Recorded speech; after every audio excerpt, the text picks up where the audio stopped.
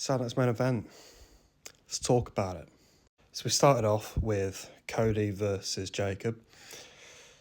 Did they verse? It wasn't even a match.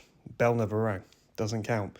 But in terms of a segment, not going to complain. Not going to complain one damn bit. And the reason I'm not going to complain is because that was fucking awesome. Going through the crowd, using weapons, that spot at the end, going all around the arena. Chef's kiss. Chef's kiss. And I love Drew's involvement. Makes him look like a badass motherfucker. He knows what he's doing. He knows what he's doing. This title should have been on him years ago. Years ago. It's paying off, and we're seeing it, finally. The fans have got what they want. But no, all in all, it was a good segment, because you can't really call it a match. And that spot at the end where Jacob and Cody went through arena tables. Do you want to call it that? Arena tables.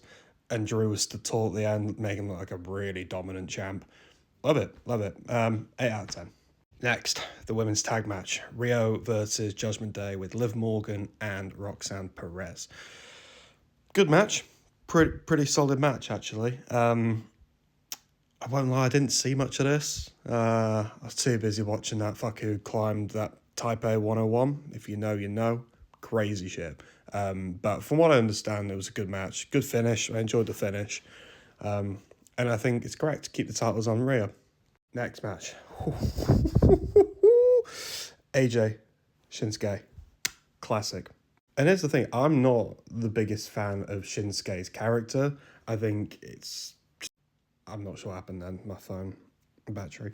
But yeah, I think Shinsuke is a fantastic wrestler. Don't get me wrong. Probably top 3 Japanese wrestlers of all time. His character in WWE sucks. But AJ was fantastic.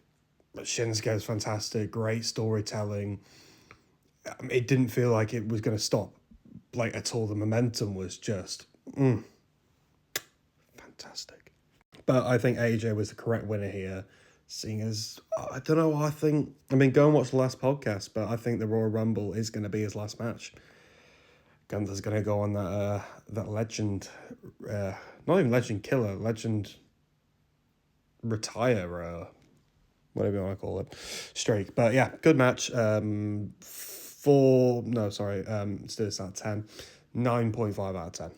And finally, the Fatal 4-Way, Priest, Orton, Zayn, and Trick Willie. Great match.